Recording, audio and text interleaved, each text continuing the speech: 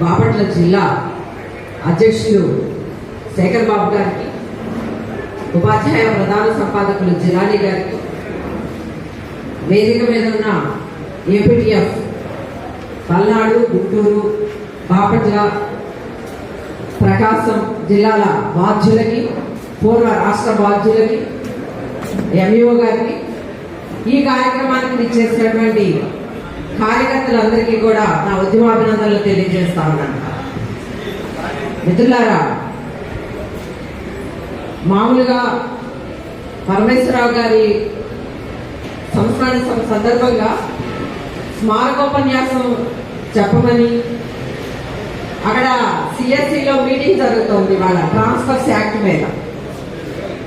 కాదు, ఇక్కడికే రావాలి అని చెప్పి ఇక్కడికి కార్యకర్తల కోసం ఇక్కడికి రావాలని వాళ్ళు బాపట్ల జిల్లా ఆహ్వానించారు. ఈ కార్యక్రమం ఏర్పాటు చేసినందుకు కూడా రాష్ట్ర సంఘం తరఫున వారికి ప్రత్యేకంగా అభినందనలు తెలియజేస్తా ఉన్నాను. గత 2 సంస్మరణ సభలు రాష్ట్ర సంఘం తరఫున చేశాము విజయవాడలో. ఈ సంవత్సరం జిల్లా శాఖలు జరుపుకోవాలి అని ఎందుకు రాష్ట్ర సంఘం సూచించింది అంటే, రాష్ట్రంలో జరిగితే కొంతమంది కార్యకర్తలకే రావడానికి వెసులుబాటు ఉంటుంది. అదే జిల్లాల్లో అయితే ఎక్కువ మంది కార్యకర్తల్ని మనము గ్యాదర్ చేసుకోగలుగుతాము. ఈ సంస్మరణ సభ అనేది మనం గుర్తించుకోవాల్సిన అంశం. ఎందుకంటే ముందంతా కూడా చాలా డిస్టర్బెన్స్ గా ఉంది. ఇందాక సర్వే చేసి ఇక్కడ పాఠశాల అవసరం ఉంది అని చెప్పి మనం సిఎస్సికి లెటర్ పెడితే ఇమీడియట్ గా దాని మీద యాక్షన్ తీసుకోమని కమిషనర్ గారు రాసి ఇచ్చారు. ఆ ఫైల్ రన్ అవుతుంది. ఇది మన బాధ్యత. మన పాఠశాలను నిలబెట్టుకోవాల్సిన బాధ్యత ఉపాధ్యాయులుగా, ఆంధ్రప్రదేశ్ టీచర్స్ ఫెడరేషన్ కార్యకర్తలుగా మనందరి మీద ఉంది.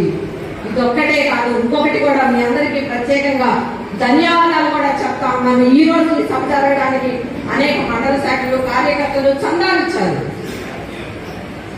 అదే విధంగా మొన్న విజయవాడ, బాపట్ల, ఏఎస్ఆర్ జిల్లాల్లో వరద బాధితుల వలన వాళ్ళకి నష్టం కలిగితే వాళ్ళని కాపాడడం కోసం, వాళ్ళకి ఏదైనా మనకి చేతనైన సాయం చేయడం కోసం ఆంధ్రప్రదేశ్ టీచర్స్ ఫెడరేషన్ రాష్ట్ర సంఘం పిలిపిస్తే 13 లక్షల రూపాయలు వసూలయ్యాయి.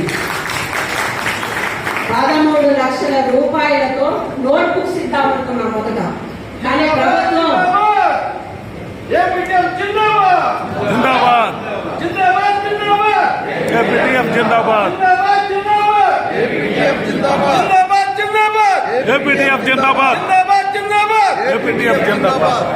ఆ 13 లక్షల రూపాయలని తీసుకెళ్లి ముఖ్యమంత్రి చేతుల్లోనో లేకపోతే ఎడ్యుకేషన్ మినిస్టర్ చేతుల్లోనో ఆంధ్రప్రదేశ్ టీచర్స్ ఫెడరేషన్ పెట్టలేదు. మిగతా సంఘాల నాయకులు చూడండి, 1 లక్ష రూపాయలు, 2 లక్షల రూపాయలు చెప్పులు తీసుకెళ్ళి ఫోటోలు తీసుకున్నారు. మనం ఆ 13 లక్షల రూపాయలతో ఒక్క రాజకీయ నాయకుడిని కూడా ఇన్వాల్వ్ చేయకుండా ఏపీఎఫ్ నాయకత్వము, జిల్లా నాయకత్వము కలిసి స్కూళ్లలో ఆ కిట్లు పంచాం. 26,000 మంది పిల్లలకి మనం ఆ కిట్లు ఇవ్వడం జరిగింది. ఇక్కడ బాపట్ల జిల్లాలో కూడా పెసర్లంకలో కూడా మనం ఆ కిట్లు పంచాం, 500-600 కిట్లు. ఇది సామాజిక బాధ్యత. ఇది ఒకటే కాదు, కరోనా కాలంలో మన ఎమ్మెల్సీగా పనిచేసిన రఘువర్మ గారు, ఇప్పుడు ప్రస్తుత ఎమ్మెల్సీ రఘువర్మ గారు కానివ్వండి, విశాఖ జిల్లా వాళ్ళు కానివ్వండి, దాదాపు 20 లక్షలు వసూలు చేసి ఆక్సిజన్ సిలిండర్లు ఇచ్చిన పరిస్థితి ఉంది.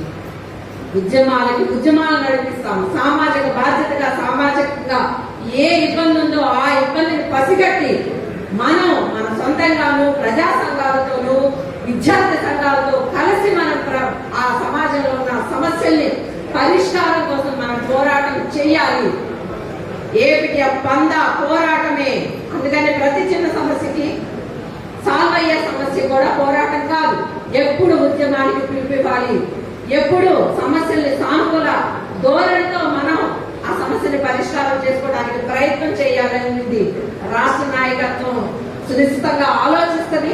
దాని ప్రకారమే పిలిపిస్తుంది. ఆ పిలుపుని మీరందరూ అందుకొని పరమేశ్వరరావు గారి ఆశయాలు ఏవైతే ఉన్నాయో, సంఘాన్ని అత్యున్నత స్థాయిలో నిలబెట్టాలనే ఆ ఆశయాన్ని మనం కొనసాగిస్తా.